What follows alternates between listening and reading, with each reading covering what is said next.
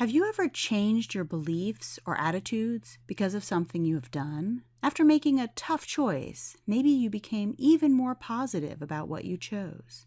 Perhaps you did something wrong and then became convinced that what you did wasn't really so bad after all. If so, you may have experienced cognitive dissonance. Cognitive dissonance is a fascinating area of social psychology that looks at how our behaviors affect our attitudes. Typically, we focus on the idea that your attitude, your evaluation or stance towards something, affects your behavior. And certainly this is true. If I think a product is good, I'm more likely to buy it. If I like someone, I'm more likely to call them. So our attitudes certainly affect our behaviors. But cognitive dissonance is looking at the ways in which our behaviors affect our attitudes. In other words, what I do actually affects my attitude toward this behavior or object or person. Leon Festinger came up with the concept of cognitive dissonance in 1957 in what we now call the original or classic cognitive dissonance theory. Festinger argued that sometimes we experience psychological inconsistency. For example, holding two psychologically conflicting beliefs at the same time can cause this experience of psychological inconsistency. That experience of psychological inconsistency then leads to a state of unpleasant physiological arousal or tension. That is, your heart races a little bit, your breathing gets faster, you get a little bit tense, and that's unpleasant. We don't like that feeling. So to get rid of that feeling, we change our attitudes or beliefs to reduce the psychological inconsistency. For example, imagine that someone is a heavy cigarette smoker. They also know that cigarette smoking can be harmful to their health. So if they are thinking about those things at the same time, I smoke and cigarette smoking is bad for me, that could result in the experience of psychological inconsistency. If they are thinking about these things at the same time and they experience psychological inconsistency, that would lead to unpleasant arousal or tension, the dissonance state, the unpleasant experience of cognitive dissonance. So maybe they say to themselves, well, smoking is not really that bad for you. That is, they change their belief about the effect of cigarette smoking on their health to reduce the psychological inconsistency and thus reduce the unpleasant arousal. They could, of course, change their behavior to reduce the psychological inconsistency. They could stop smoking, but that's really hard, so sometimes people change their attitudes to fit their behaviors. They could also add some other beliefs, what we call consonant cognitions, to alleviate the dissonance. They might say, well, sure, smoking is bad for me and I smoke, but I eat really healthy and I exercise regularly, so I'm really leading a very healthy lifestyle. This is the only bad habit I have. In this case, they're adding other beliefs to reduce the psychological inconsistency. Or they might remember somebody who smoked a lot and lived to a ripe old age and add that belief. Well, sure, smoking can be bad for your health, but my uncle smoked cigarettes every day of his life and lived to be 92. Or they can just trivialize the issue. So they might say, yes, smoking is bad for my health and I smoke, but who wants to live forever? Living a long time is very overrated. I would rather just have fun and enjoy myself. In this case, they are trivializing the issue of their health to reduce the psychological inconsistency. So there are a lot of different ways that we can reduce cognitive dissonance, although the research has tended to focus on changing attitudes specifically. There were a number of classic studies that explored the phenomenon of cognitive dissonance. One study by Festinger and Carl Smith in 1959 looked at the effect of having insufficient justification for our behavior. Participants came to the laboratory and were asked to do a number of different tasks. For example, there was a board of pegs, and they had to turn each peg a quarter turn to the right, and then back to the left, and then back to the right. They had to take all the spools off the pegs and then put them back on.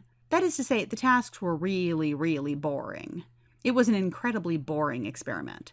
At the end, the researchers said, well, thank you for participating. What we're really interested in is the effect of expectations on people's experience of a task. You came in with no expectations about the task. You're in the control group. But usually people are given a positive expectation. We have a research assistant who tells the participant how interesting the tasks are. But our research assistant isn't here today. We were wondering if you would be willing to tell the next participant that this was a really interesting experience. So essentially, the participants are being asked to lie. That is, the experiment was really boring, but they are being asked to tell the next person that it's really interesting.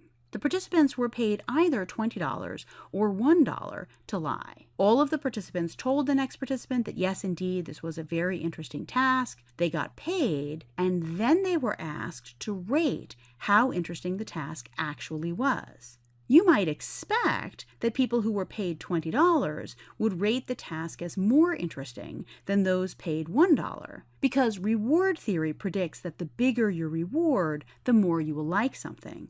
That makes sense. But in fact, the research found just the opposite. People in the $1 condition rated the task as more interesting than people in the $20 condition. This is called the less leads to more effect. That is, when you reward people less for doing something counter-attitudinal, something against their own attitudes, that actually results in more attitude change than when you give them a greater reward. When paid only $1, people change their attitude about the task more than when they were paid $20. Presumably what happens is when you are asked to lie about the boring task for just $1, that leads to the experience of cognitive dissonance, psychological inconsistency that feels aversive. To reduce your experience of dissonance, you change your attitude. You say, oh, the task wasn't so boring after all. It was a little interesting. Another line of research looks at cognitive dissonance related to deterrence and punishment. Aronson and Carl Smith brought preschool children to the lab and showed them a bunch of different toys. The children were asked to indicate how much they liked each toy, to rank the toys. This is my favorite, this is my second favorite, this is my least favorite. Then the experimenter said, I have to leave the room for a few minutes. While I'm gone, do not play with that toy, your second favorite toy. In the mild threat condition, the experimenter told the children not to play with the toy and then said, if you play with that toy, I will be a little annoyed with you. In the severe threat condition, the experimenter told the children not to play with the toy and then said, if you play with that toy, I'll have to take away all the toys and never come back. While the experimenter was gone, none of the children played with the toy. They were all compliant. When the experimenter came back, he asked the children to rank the toys again. Which one is your favorite? Which one is your second favorite? Your third favorite? The children in the mild threat condition tend to like the toy that they were told not to play with less than before they were told not to play with it. They rate it as less attractive. But in the severe threat condition, the children still like that toy a lot and rate it as just as attractive as before they were told not to play with it. Why is this? Well, presumably, the child who is in the mild threat condition says, I didn't play with that toy, and I don't really know why I didn't play with that toy because the threat wasn't that severe. This feels psychologically inconsistent and creates the dissonance state, which feels unpleasant. So the child changes their attitude toward the toy. Well, I didn't like that toy much anyway, what we might call sour grapes, to reduce their dissonance. This research supports the power of mild punishment. In other words, if you use a mild punishment or mild threat to deter a problematic behavior, the person is more likely to change their attitude about that behavior, have a less positive attitude toward the behavior than if you use a really severe punishment, because the mild punishment evokes cognitive dissonance. Cognitive dissonance can also explain our need to justify our effort. In one study, Aronson and Mills told female participants they could have the opportunity to join a group that discusses sex. Remember that this is in 1959, so the opportunity to join a group talking about sex would be pretty exciting. So the women were very interested in this, but the researchers said before you can join the group, we need to make sure that you're going to be able to have this discussion, so you need to do some reading aloud for us. In the control condition, they just read a list of neutral words. They weren't sexual words in any way. In the mild initiation condition, they were told they had to read a list of words that were a little embarrassing. There was some sexual content, nothing really explicit, but some words that were a little embarrassing to say in front of the experimenter. In the severe initiation condition, they were told to read a list of words that were really embarrassing. These were very sexually explicit, so it was really embarrassing to read these out loud in front of the experimenter. After they read this list, everyone was told that sure, you can join the group, but not this week because they are already having their discussion. You can't join in, but you could listen.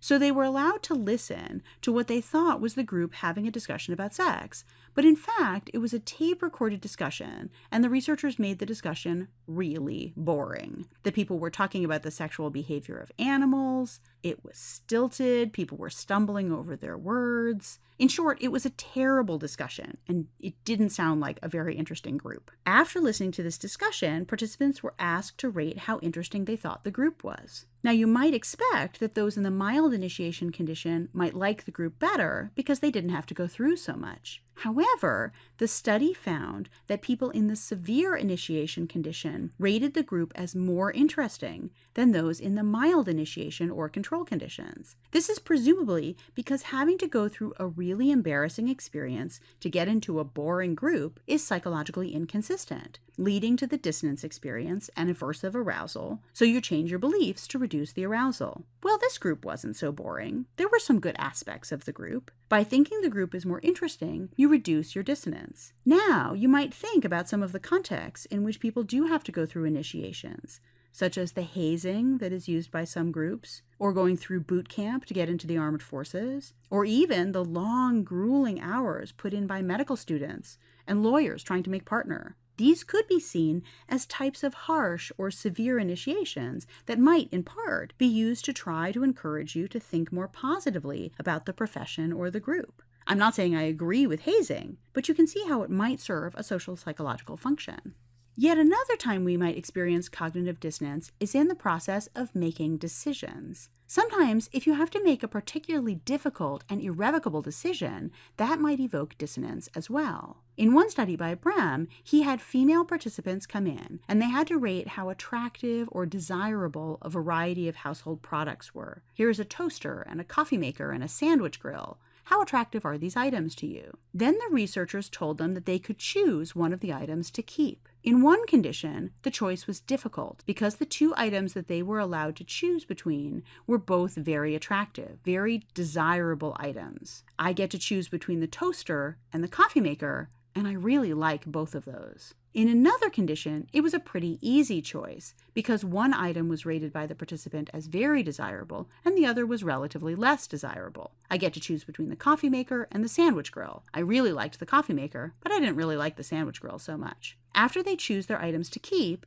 they are asked to rate the attractiveness of all the products again. Having to make a difficult choice caused participants to change their attitudes towards the items. When they had to make a difficult choice between two attractive items, people rated their chosen item more positively. Well, that toaster I picked, that is a really terrific toaster. I like that even better than before. They also rated their non-chosen item less positively. Oh, that coffee maker? I thought it was really attractive before, but now I don't think it's that great. But in the easy choice condition, people didn't change their ratings of the items. That is, the sandwich grill and the coffee maker are just as attractive as before, even though I got to choose one of them. Presumably, this is because when you have to make a difficult choice, there's a little bit of dissonance about what you didn't choose. I chose the toaster, fine, but that coffee maker was pretty great, and that makes me feel uncomfortable. That creates some psychological inconsistency, which evokes that unpleasant arousal. So then I tell myself, that toaster was really great, and that coffee maker was not really that great.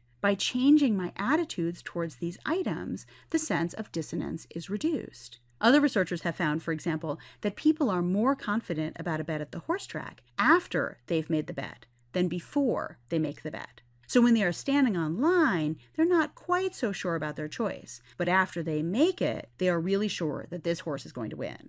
So we tend to change our attitudes based on our choices. You can see that cognitive dissonance has been applied to a very wide range of contexts in which our behaviors can influence our attitudes. Part of what's exciting about this field is the potential to explain all kinds of different phenomena through cognitive dissonance theory. What we're going to look at in our next video is how we can best understand the cognitive dissonance phenomenon, what explains the cognitive dissonance effect. Festinger's original or classic cognitive dissonance theory provides one explanation of the cognitive dissonance phenomenon, but there have been a number of other theories that have been formulated to explain cognitive dissonance effects as well. We're going to look at all these different theories and how they might explain these research findings. Thanks for watching.